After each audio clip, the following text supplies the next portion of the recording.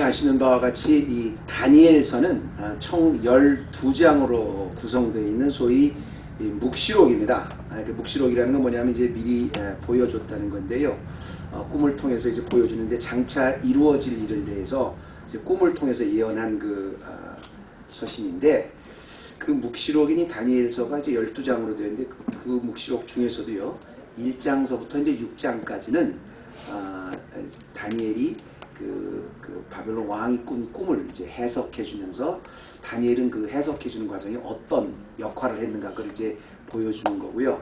또 7장서부터 12장까지는 다니엘이 직접 그 꿈을 꾸고 환상을 보면서 자세하게 앞으로 일어날 일에 대해서 소개하는 거지요.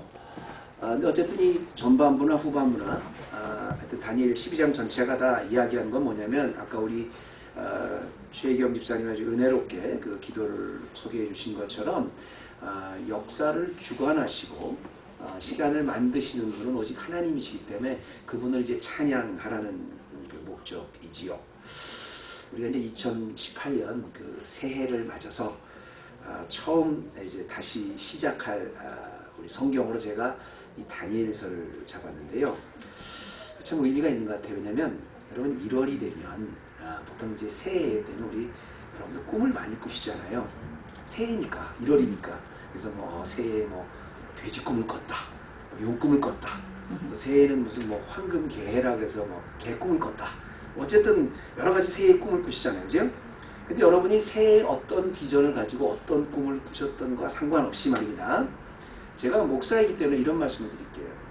여러분이 오늘 2018년 새해에 가지시는 모든 꿈이 우선 이루어지기 바라겠습니다.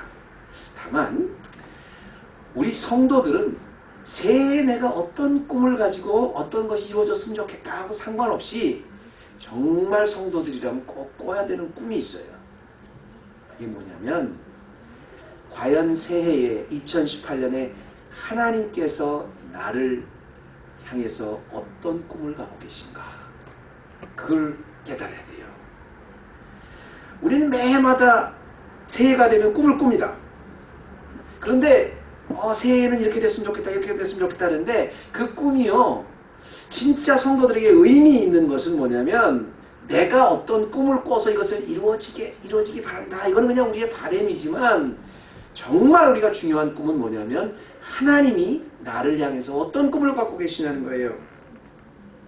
그런 의미에서 과연 하나님이 나를 향해서 어떤 꿈을 갖고 계실까, 그것을 이해하는 차원에서도 우리가 이제 다니엘서를 이렇게 보는 건 의미가 있지요.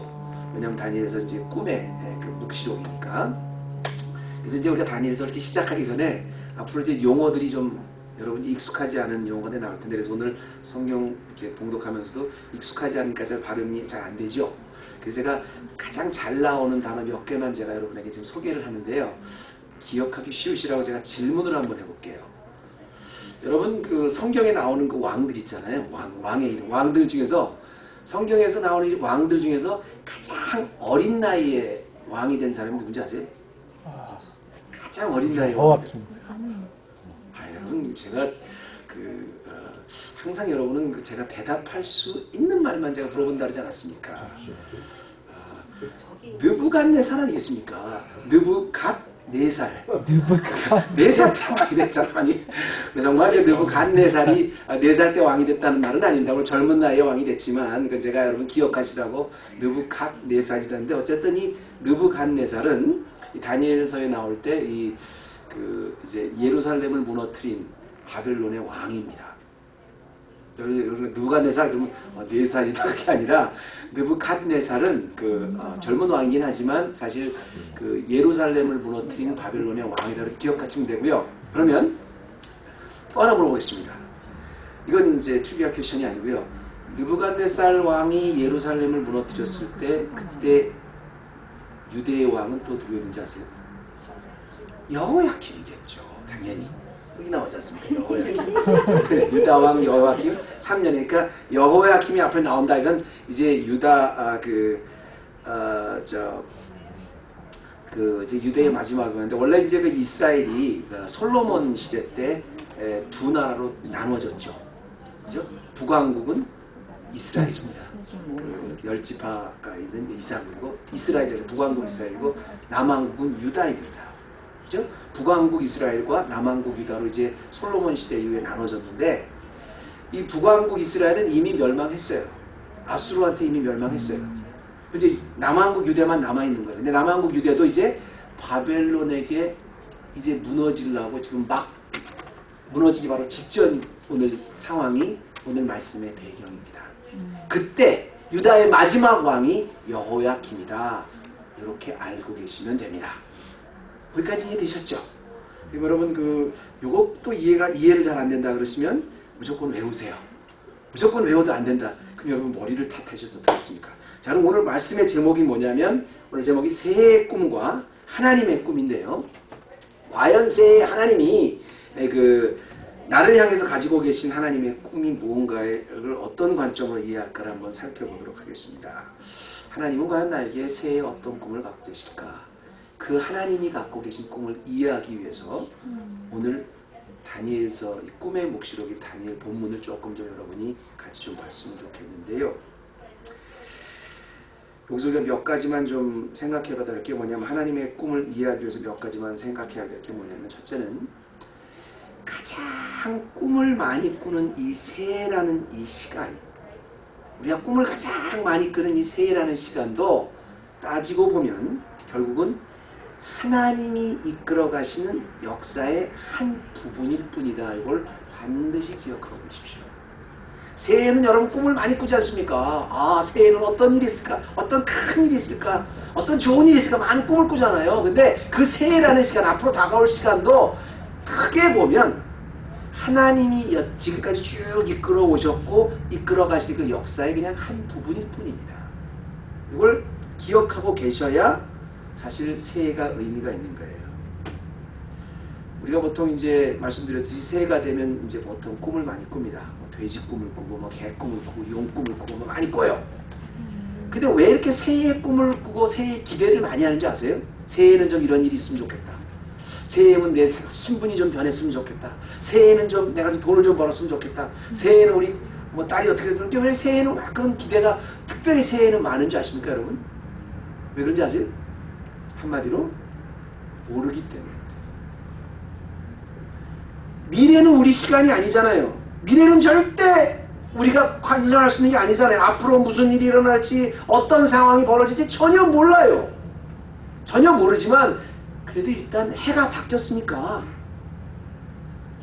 새해라는 미래는 앞으로 내가 닥칠 미래는 그래도 해가 바뀌었으니까 지금까지와는 좀 다르지 않을까? 그래도 작년보다 더 낫지 않을까? 뭔가 좀 더 발전하지 않을까? 그래서 꿈도 꾸는 거예요. 그래서 제가 목사로서 분명히 말씀드립니다. 새해는요, 여러분이 그렇게 뭔가 좀 더 나아지지 않을까? 해가 바뀌었으니까 좀 나아지 그런 막연한 기대로 갖고 있다면 그런 새해는 아무 의미가 없습니다. 왜냐하면 그런 새해는 2017년에도 있었고 2016년에도 계속 있었어요. 새해가 정말 의미가 있으려면 새해의 꿈이 여러분이 의미가 있으려면 새해라는 시간도 결국은 하나님이 주관하시고 하나님이 이끄시고 하나님이 앞으로 이끌어 가실 한 부분이라는 걸 확실히 믿는 것, 그게 성도가 가져야 될 새해의 꿈입니다. 그때 새해라는 시간도 의미가 있다는 것입니다. 오늘 1절과 2절 말씀 한번 볼까요? 1절 보면 이렇게 시작합니다. 지금 이때 예루살렘이 무슨 일이 일어나고 있는가에 대해 설명하는데요. 제가 요 1절과 2절을 여러분이 이해하기 쉽게 지금 1절과 2절에 아주 큰 두 가지 사건이 벌어집니다. 종교적으로 아주 큰 사건이 벌어지고 세계 역사적으로 큰 사건이 벌어져요. 근데 이걸 다 하나님께서 허락하신 겁니다. 자 보세요. 유다왕 여호야김은 유다의 마지막 왕이라고 제가 말씀드렸죠. 여호야김이 있은 지 3년에 바벨론 왕 느부갓네살이 예루살렘에 이르러 그것을 애워쌌더니 라고 시작합니다. 그죠? 그러니까 바벨론의 느부갓네살 왕이 유다를 애워싼 것으로 말씀을 오늘 시작하고요. 이게 이제 세계적인 큰 변혁이라고 제가 말씀드렸는데, 두 번째는 종교적으로도 큰 변혁이 일어나는데요. 주께서 유다 왕 여호야김과 하나님의 전 기구 얼마를 그의 손에 붙이심에 그가 그것을 가지고 신할 땅 자기 신의 묘에 이르러 그의 신의 보고에 두었더라. 요 두 절 말씀은 여러분이 그냥 보면 그냥 뭐 이때 이런 상황이 있었구나 그러지만 이걸 하나님의 꿈이라는 그런 시각으로 바라보면 지금 역사적으로도 어마어마하게 큰 일이 일어났고 종교적으로도 어마어마하게 큰 일이 일어났다는 것을 알 수 있습니다. 그리고 이 두 가지 다가 역사적인 사실과 종교적인 변화 두 가지 다가 하나님이다 그렇게 허락하셨다는 겁니다. 먼저 이제 느부갓네살이 예루살렘에 이르러 그것을 에워쌌던 1절에 보면 유다 여호야김이 위에 있으니 3년에 바벨론 왕 느부갓네살이 예루살렘에 이르러 그것을 에워쌌더니 이것을 하나님이 바벨론 왕의 손에 여호야김을 붙이셨더라 이렇게 결론을 맺거든요. 2절에. 그런데 이게 왜 역사적으로 첫째 굉장히 중요한 거냐면요. 지금 바벨론 왕이 예루살렘을 지금 에워싸고 있다는 것은 지금 이 근동 지방에 아주 큰 변화가 일어났습니다. 세계 역사에 아주 큰 변화가 일어났어요. 지금 이때까지 에워싸기 전까지는 지금까지는 세계에서 유일한 슈퍼파워가 누군지 아십니까? 지금까지는 이집트였었습니다. 물론 무슨 왜 아스리라고 하셨는지 알겠는데 어쨌든 전통적으로 이집트였었어요. 아스리라도 망했죠. 그렇지만 이집트였었습니다. 그러니까 이집트였는데 지금 그러면 유다는 보세요. 세계 최강대국이 이집트였거든요. 그러니까 유다는 지금까지 유다의 가장 믿는 동맹은 누구겠어요? 이집트죠. 애굽이죠 당연히. 그렇죠? 그렇잖아요. 제일 큰 국가에 붙어있을 거 아닙니까? 그런데 그 유명한 갈그미스 전투 이후에 이집트가 바벨론에 패합니다. 이 말은 뭐냐면 단순히 이집트가 바벨론에 패했다는 게 아니라 이제 세계 슈퍼파워, 세계 초강대국이 이제 이집트에서 바벨론으로 바뀌는 시기가 된 거예요. 바벨론이 등재하니까 이제 바벨론 왕이 딱 봤을 때 딱 보니까 유다라는 나라는 지금 이집트에 붙어서 이렇게 지금까지 동맹으로 엘라이로 살았단 말이에요. 근데 이제 자기가 이제 이집트를 이겼으니까 당연히 유다한테도 그럴 거 아니에요. 야, 너 이제부터는 이집트하고 끊고 애굽하고 끊고 이제 나를 섬기고 나하고 동맹을 맺자 이렇게 얘기를 했어요. 근데 유다가 그거를 받아들였기에 안 받아들였게요? 안 받아들였어요. 아직도 이집트가 뭐가 좀 될 줄 알고 이집트에 계속 붙어있어. 그러니까 바벨론이 화가 났죠. 그래서 유다를 에워싼 겁니다. 지금 세계는 완전히 세계는 바뀌어서 이집트는 무너지고 바벨론이 일어났는데 여기 빨리 줄을 잘 쓰지 않고 옛날 생각하면서 그대로 이집트에 물러있다가 이 위기를 좀 초월한 거예요. 더 중요한 것은 2절 말씀에 그것을 2절 말씀에 그것을 하나님이 허락하셨다는 겁니다. 이게 바로 여호와께서 바벨론을 손에 여호야김을 붙이셨다는 거예요. 그러니까 이집트가 무너지고 바벨론이 일어난 것도 여호와께서 허락하신 것이고 그래서 이스라엘을 에워싸게 된 바벨론이 이제 이스라엘을 에워싸는 것도 여호와께서 그렇게 허락하셨다는 겁니다. 두 번째 더 놀라운 붙이셨다는 건 뭐냐면 2절 말씀에 보니까 주께서 유다왕 여호야김과 하나님의 전 기구를 And the Lord delivered Jehoiakim king of Judah into his hand along with some of the articles from the temple of God. 하나님의 전에 있는 아리코스를 그리고 또 여호야김을 바벨론의 손에 붙이셨다는 거예요.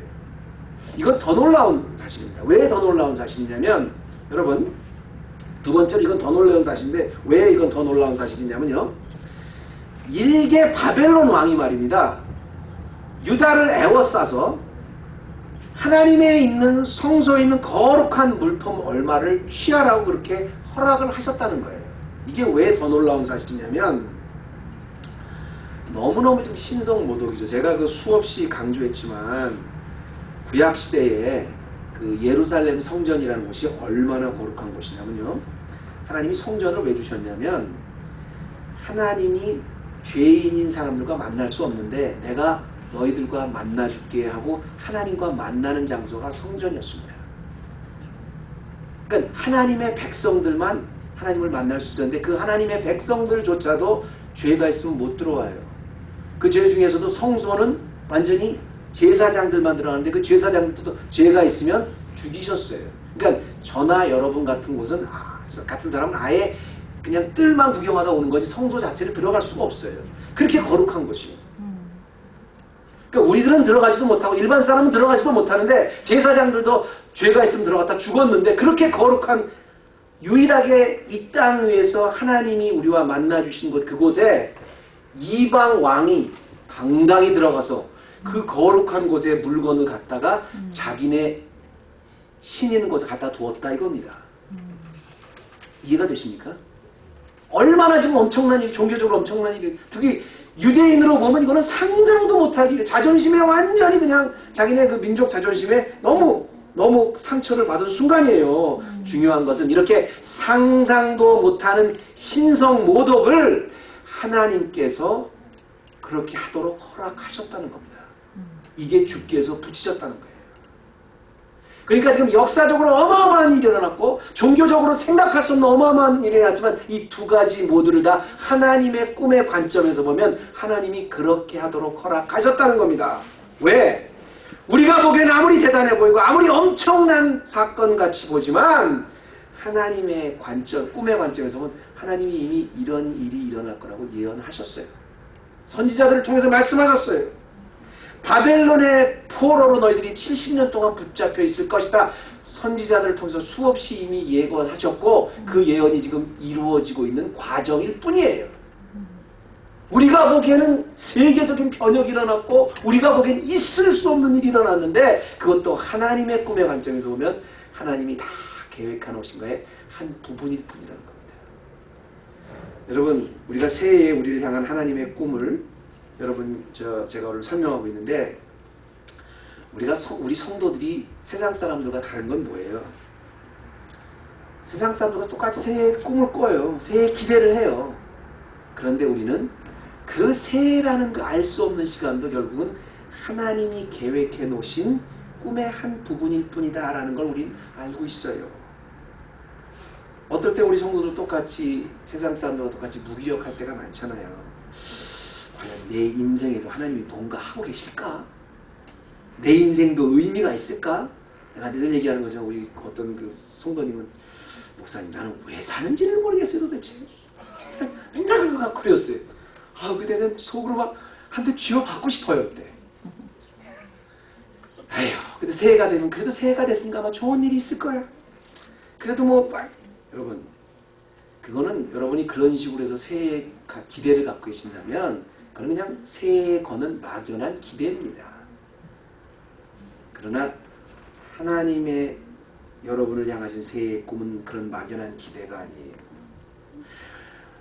온 천하보다 한 영혼을 귀히 여기시는 하나님께서 당신의 백성을 이끄시고 어떨 땐 상 주시고 어떨 땐 벌 주시고 어떨 땐 다시 회복시켜 주시는 하나님이 하시는 일이구나의 관점으로 바라보면 새해가 희망찬 거예요.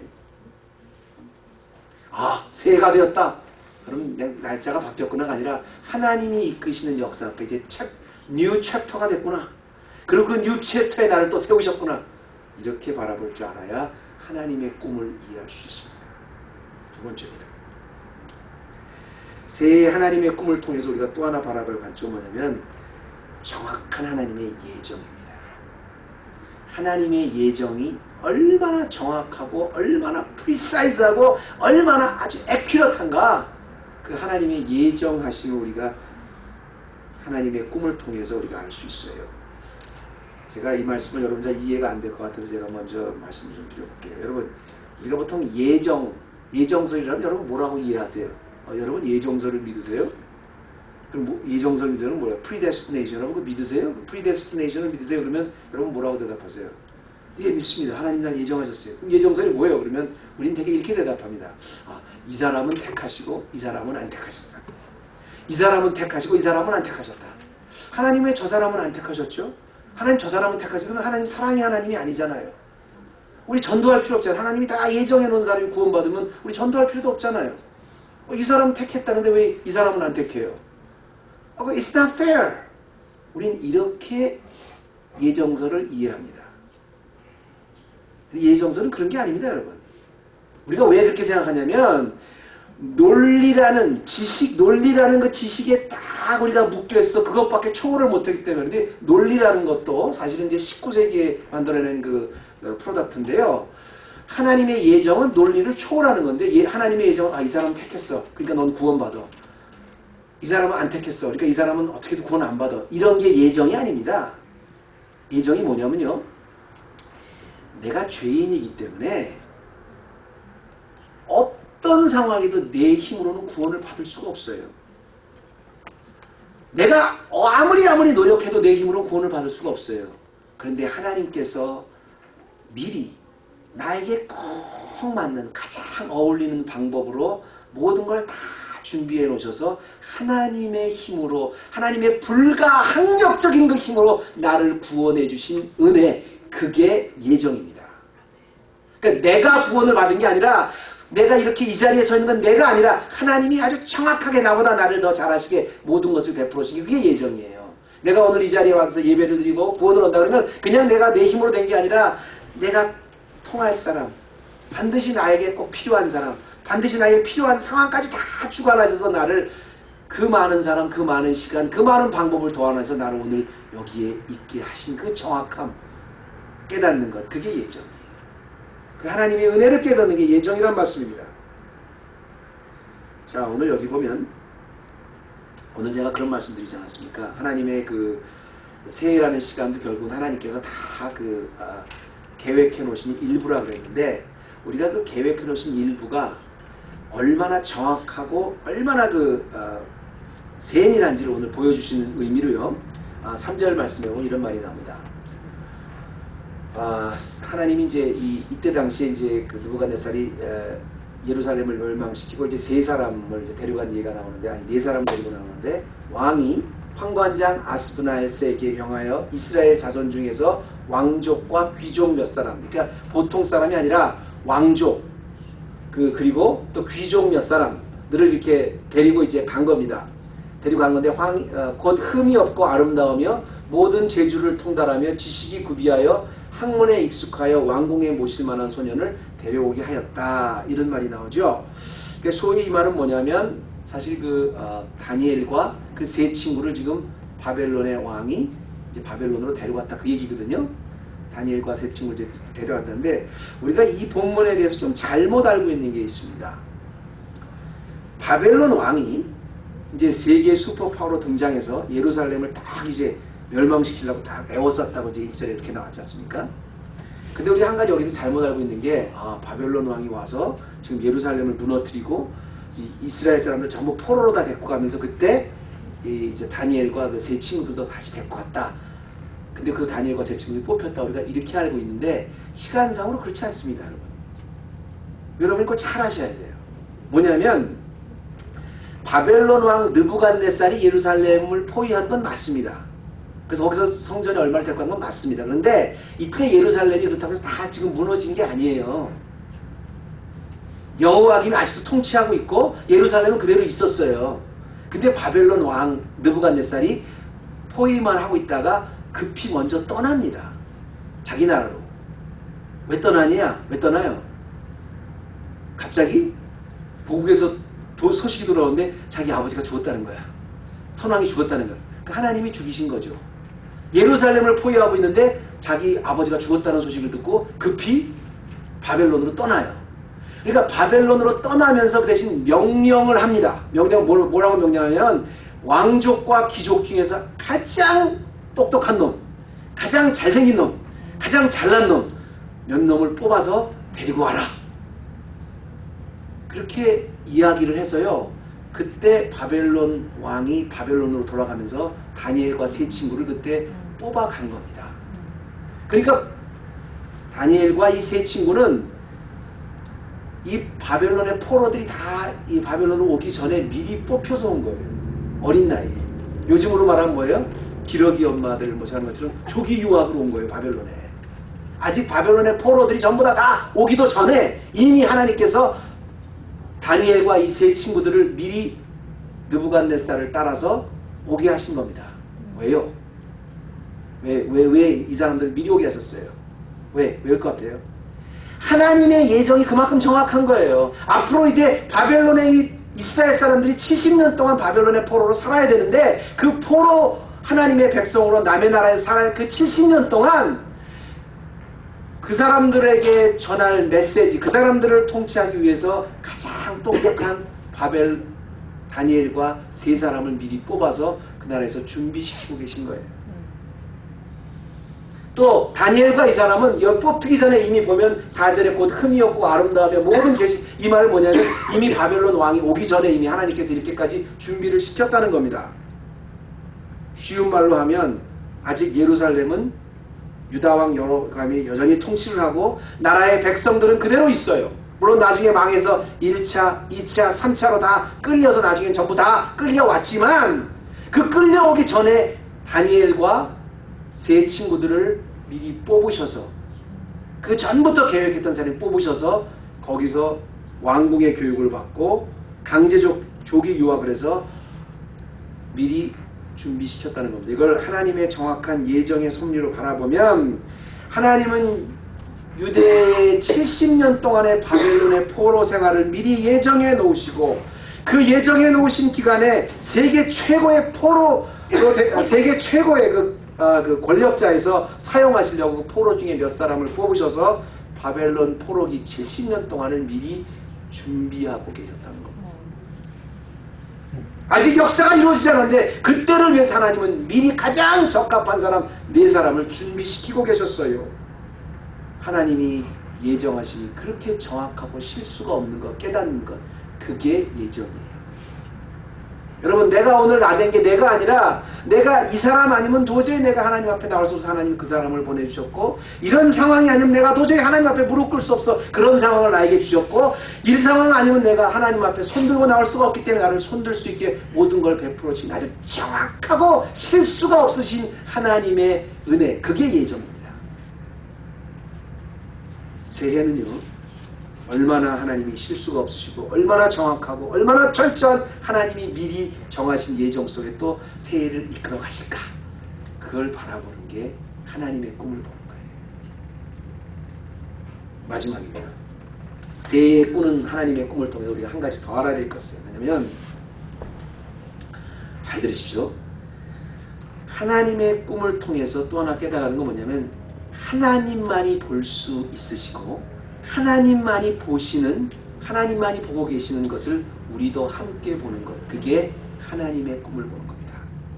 우리가 편안하게 볼 수 있는 게 아니라 하나님의 방법으로 하나님만 볼 수 있는 것, 하나님만이 볼 수 있는 것, 그걸 깨닫는 것이, 우리도 함께 보고 깨닫는 것이, 그것이 하나님의 꿈을 깨닫는 거고요. 이걸 성경은 비전이다 이렇게 이야기를 합니다. 그러니까 우리가 새해 하나님의 꿈을 깨닫는 건 뭐냐면 새해의 비전을 통해서 하나님의 꿈을 보는 거죠. 무슨 말이냐면, 위에 말씀하실 때 하나님의 꿈은 이제 하나님이 계획하신 예정과 하나님의 꿈은 실수가 없다고 그랬잖아요. 근데 그 실수가 없으신 하나님의 계획을 하나님은 알지만 우리들은 모릅니다. 근데 우리들은 왜 하나님의 꿈을 모르는 줄 아세요? 하나님은 정확하고 아주 정확하신데 그 하나님의 그 꿈을 하나님은 아시지만 우리는 몰라요. 우리는 보지를 못해요. 근데 왜 우리는 못 보는 줄 아시냐는 겁니다. 우리는 왜 못 보냐? 우리는 겉으로 드러난 것만 보기 때문에 그래요. 제가 아주 쉬운 예를 하나 들어볼게요. 여러분, 제 얼굴을 한번 쳐다보세요. 여러분 솔직히 한번 말씀해 보세요. 제 앞에서 설교하는 사람 잘생겼다고 생각하세요? 아니요. 다시 자신 있게 말씀하세요. 맞습니다. 아닙니다. 좋습니다. 아멘이라고. 아니요. 그런 줄 알았네. 오케이. 잘생겼다. 오케이. 좋습니다. 그러면 제가 다시 한번 물어볼게요. 저를 다시 쳐다보시고요. 제 마음을 한번 보세요. 제 마음이 잘생겼습니까? 아니면 못생겼습니까? 잘생겼을 것 같아요. 그랬지. 잘생겼습니다. 어떻게 하세요? 모르죠. 내 모습은, 그냥 내 모습은 보니까, 눈으로 보니까, 겉으로 나는 모습은 뭐 잘생겼다, 못생겼다 해서 아멘 할 수 있는데, 내 마음, 내 아주 속 깊은 거는, 그건 내가 몰라요. 근데 하나님은 내 겉으로 드러나는 모습이 아니라, 내 속 깊은 곳에 있는 심어 놓으신 그 모습을 보고 꿈을 이루어 가시는 거예요. 더 쉽게 얘기를 들어볼게요. 여러분, 오늘 올해 좀, 요즘에 그런 얘기 많이 하는데, 뭐, 부자 되세요, 뭐 그런 얘기 많이 하는데, 올해 상황을 보니까, 아마 경기가 올해는 이렇게 풀릴 것 같아. 아무래도 오늘 주식시장에 뭐 변화가 있을 것 같아요. 그래서 우리 올해는 뭐 마이크로소프트가 아니라 애플에다가 투자를 좀 해야 되겠다. 그 왜 그러는 거예요? 내가 여기다 투자를 해야 되겠다. 여기다 투자를. 왜 그러는 거예요? 겉으로 상황을 보니까 이게 대박을 터뜨릴 것 같아. 그 상황, 겉으로 드러난 상황을 보고 판단하는 거예요. 사람을 판단할 때 우리가 보통 사람을 판단할 때 아, 쟤는 앞으로 되겠어. 안 되겠어. 왜 그래요? 이런 보니까 벌써 성실해. 되겠어. 근데 쟤는 앞으로도 안 될 것 같아요. 싹수가 노래. 하는 짓이 싹수가 노래. 겉으로 나타나는 그 사람을 보고 하는 거예요. 그런데 하나님의 꿈은 그런 게 아니에요. 겉으로 우리가 볼 수 있는 것을 보는 게 아니라 그 사람 내면 깊은 곳, 우리가 볼 수 없는 깊은 곳을 통해서 하나님의 꿈을 이루어 가시는데 그 하나님이 많이 볼 수 있는 꿈을 우리도 함께 보는 것, 그게 비전입니다. 자, 보세요. 자, 오늘 본문을 마치면서 성경이 이 사람들을 이렇게 6절까지 왔죠. 5절까지 왔다가 6절과 7절을 뭐라고 마치냐면 바벨론 왕이 이제 명령을 해서 데리고 왔던 그 네 사람이 있다 했잖아요. 다니엘과 세 사람 친구의 이름을 소개하는 거로 오늘 본문을 마치는데요. 그 세 사람의 이름은 누구냐면 그들 중에 유다 자손 곧 다니엘과 하나냐와 미사엘과 아사랴가 있었던 다 왕족 출신들입니다. 다니엘이 있었고 다니엘 이름 참 좋은 이름이에요. 다니엘과 하나냐, 미사엘, 아사랴 아주 노멀 클래스의 왕족 중에서도 아주 거기서 엘리트 중에 엘리트 이 네 사람을 데리고 왔습니다. 그런데 문제는 뭐냐면 이 세 사람을 데리고 와서 제일 먼저 한 일이 있어요. 제일 뭘 먼저 했어요? 이름을 바꿔. 우리 저 다니엘은 항상 뭐든지 말이 안 나오고 이름을 먼저 지난번에 맞았다 그러니까 이거 있지 않습니까? 그래서 이런 지금 제일 먼저 뭐 했어요? 했더니 이름을 먼저 바꿨습니다. 황관장 그들의 이름을 고쳐 다니엘은 벨드사살이라고 하고 하나냐는 사드락이라고 하고 미사엘은 메삭이라고 하고 아사랴는 아베느고라 하였더라. 자, 이 말씀을 제가 이렇게 제가 여러분 좀 설명해 주기 한다면 무슨 말이냐면 이 사실 이름은 그때 그 사람의 신분을 얘기하는데 이 사람들은 이름부터가 벌써 유대에 있을 때부터 하나님의 백성 중에서 탑 라인에 있었던 아주 하나님의 자존심들이었는데요. 원래 다니엘이 무슨 뜻인지 아세요? 다니엘. Only God judgment. 할렐루야. 이거는 진짜 God judgment. 어떻게 아세요, 그거를? Oh, my name.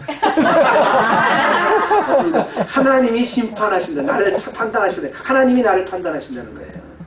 그럼 제 이름이 사무엘인데 사무엘은 뭔지 아세요? 하나님이 들으신다는 거예요. 샤무, 들으신다. 하나님은 나를 들으신다는 소리입니다. 근데 이 사람 이름을 벨드사살이라고 했어요. 하나님이 나를 심판하시는데 벨사살은 뭐냐면 벨신이 보호하신다는 뜻이에요. 벨이 그 이방 신이거든요. 여러 가지 신이 있지 않습니까? 하나냐는 또 뭘까요? 하나님은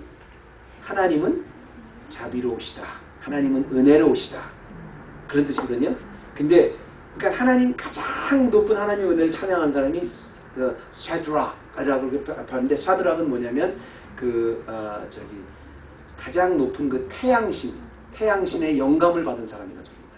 그러니까 이쪽에서 유대에 있을 때는 가장 높은 하나님의 사람이었는데 이 바벨론 대가 제일 먼저 신중에서 가장 높은 사람의 영감을 가지고 최고가 된 거죠. 그 다음에 이제 미사엘은 또 뭐냐면 There's no one like God. 하나님 같은 분 없다는 거예요. No one like you. 그 소리거든요. 그럼 자연히 메삭은 뭐겠어요? 데리고 왔더니 아쿠신 같은 분 없어. There's no one like 아쿠신 그런 소리예요. 그러니까 하나님 같은 분 없네. 여기 이방신 이런 우리 부처님 같은 사람 없어. 이런 뜻입니다. 그리고 마지막으로 아사랴는 뭐예요? God helps. 하나님이 나를 도우신다는 뜻입니다. 근데 아베느고는 뭔지 아세요? 느고 신의 종이다 이런 뜻입니다. 제가 왜 이걸 이렇게 하나하나 설명을 드리냐면 이름이라는 건 그 사람을 얘기하는데 우선 다니엘만 얘기하면 다니엘은 하나님이 나를 심판하시고 하나님만이 나를 저지하시는데 이 사람은 가장 왕족 중에서 똑똑하고 아주 스마트하고 탑 나치에 있었던 모든 학문과 모든 것에 아주 완벽한 사람이었는데 뿐만 아니라 그 사람이 사는 목표도 하나님이었어요. 그 사람 삶의 가치가 가장 높은 사람이 하나님이었었는데 그 내면까지도 전부 다 이제는 배를 위해서 살아라. 이제는 아쿠신을 위해서 살아라. 너는 이제 하나님의 종이 아니라 누구의 종이다. 이 겉의 신분까지 그 사람이 사는 목표까지 다 바꿔준 거예요. 이 사람이 인생의 가치를 바꿔놓은 겁니다. 하루아침에 이 사람들의 문화가 바뀌고 삶의 환경이 바뀐 게 아니라 이제 앞으로 이 4명이 70년 동안 살아야 될 자기가 가치까지 밸류까지 다 바꿔진 거예요. 공의로우신 하나님을 선포해야 될 다니엘이 벨신에게 보호를 요청하는 그 사람이 됐어요. 하나님 같은 분 어디 있냐고 그렇게 했던 유일신을 찬양한 사람이 이방신 같은 사람이 어디냐고 그렇게 이름을 바꿨단 말이에요. 그러고 더더구나 중요한 것은 이 다니엘, 하나냐, 사드락, 메삭, 미사엘 이 사람들의 나이가 이때 당시 몇 살인 줄 아십니까? Very young. 굉장히 17인데 그 정확히 17이라고 할 수는 없고 보통 이때 이제 외국에 있는 사람들을 데리고 와서 구경시키면 보통 14살에서 한 17 정도라고 썼다 그래요. 이게 원래 옛날부터 이제 메소포타미아 문명에서 그렇게 있었던 게 있다니까 우리가 추측을 그렇게 합니다. 어쨌든 분명한 것은 우리 내년이 말한 것처럼 굉장히 나이가 어린 사람들이었어요.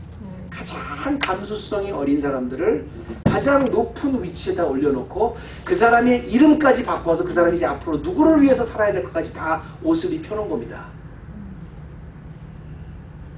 그러니까 이 사람들은 우리가 이제 쉽게 얘기하면 가장 그러니까 완전히 바벨론에서 최고가 됐고 사는 목적도 바벨론을 위해서 사는 사람이 된 거예요. 우리가 이제 요즘에 쉽게 얘기해서 친일파 그러지만 친일파라는 게 그래도 한 20살은 돼서 내가 독립군이 될까 친일파가 될까 이렇게 자신은 결정했을 때 의미가 있는 거지. 14살, 17살 된 사람 태어나 보니까 일본 학교를 다니고 태어나 보니까 일본 직장이 있고 태어나 보니까 일본 국가가 있고 일본 학교를 들어가서 일본 공무원이 됐다. 우리가 그런 사람은 보면 어떻게 친일파라 그러겠어요. 근데 이 사람은 14살에서부터 17살 가장 감수성이 예민한 사람 때 와가지고 바벨론의 최고의 옷을 입혀놓고 최고의 위치를 만들어놓고 그 사람이 앞으로 살아야 될 그 가치까지 전부 다 바벨론 이름으로 다 바꿔놨습니다. 이 사람의 겉모습은 하나부터 열까지 100% 바벨론으로 만들어봤어요. 그런데 굳이 다니엘서 첫 장에 바로 다니엘과 이 세 사람의 변한 이름을 비교하는 이유는 바로 그것입니다. 하나님은 이 사람들이 지금 어떤 옷을 입고 있던지 겉모습을 보지 않는다는 거예요. 이 사람이 다 바벨론의 최고의 위치에 올라서 내가 벨신이요 보호하사라는 이름을까지 갖고 있는 그런 옷을 심지어 입고 있다고 해도 지금 처한 그런 환경을 보시는 것이 아니라 하나님은 어떤 모습으로 앞으로 70년을 살아갈 어떤 위치에 있든지 바로 이 사람 안에 심어놓으신 하나님이 나를 심판하신다. 다니엘로 보신다. 아무리 지금은 남들이 부러워하는 벨사살이라는 세계 최강국의 세계 최고의 책사로 시작을 했지만 그 사람이 지금 입고 있는 옷이 아무리 중요하고 멋있고 화려해도 하나님은 그 벨사살로 보시는 것이 아니라 그 사람, 원래 그 사람을 뽑으셨던 그 사람 다니엘, 내가 너를 심판한다. 나만이 너를 심판한다는 다니엘로 보신다는 겁니다. 하나님이 내가 다른 여러분들 보기 어떨지 모르지만 제 이름이 사무엘입니다. 하나님이 들으신다는 거예요. 나를 처음에 뽑으셨을 때, 예정했을 때 그 모습으로 본다는 거예요.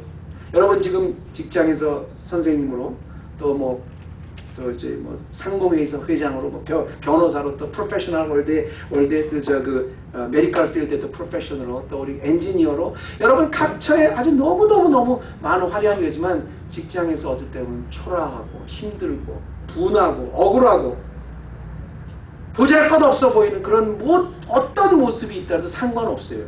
하나님은 그걸 보신 게 아니라 내가 너를 처음에 뽑았을 때 너에 대한 꿈을 갖고 있을 때 내가 네 안 깊은 곳에 숨겨놨던 그 꿈을 보신다는 겁니다.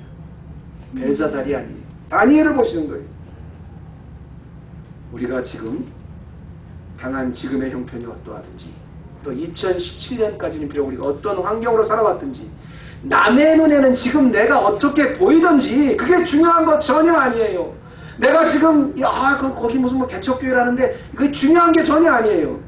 정말로 하나님이 내 안에 심어놓으신 그 꿈은 어떤 모습일까? 항상 하나님은 그 꿈을 가지고 역사하시거든요. 내 안에 심어놓으신 이 꿈이 새해에 이루어져서 하나님 안에 더 크게 승리하는 우리 헤브론 교회 되시기를 주님의 이름으로 축원합니다. 하나님 감사합니다.